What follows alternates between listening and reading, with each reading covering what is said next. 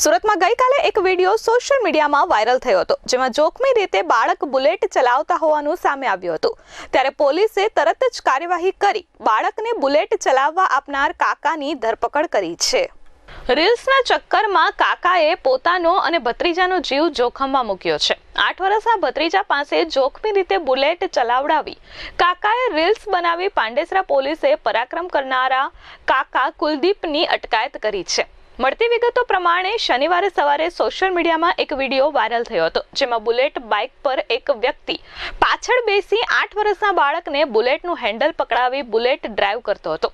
જોખમી રીતે બાળક પાસે બુલેટ ડ્રાઈવ કરાવવાના આ વિડીયોને લઈ સોશિયલ મીડિયામાં લોકોએ ભારે રોષ ઠાલવ્યો હતો। પ્રાથમિક તપાસમાં વિડીયો પાંડેસરાના મિલન પોઈન્ટ પાસેનો હોવાનું બહાર આવ્યું હતું। વાયરલ વિડીયોના પગલે પાંડેસરા પોલીસે બાળકને બુલેટ ચલાવવા આપનારને શોધી કાઢ્યો હતો। પોલીસે કુલદીપ પ્રિયવ્રત સિંઘની ધરપકડ કરી છે અને માફી મંગાવી છે।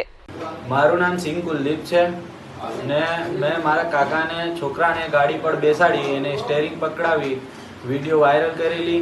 એના લીધે હું માફી માંગુ છું ને ભવિષ્યમાં આવી ભૂલ મારાથી ન થાય એવી વિનંતી કરું છું।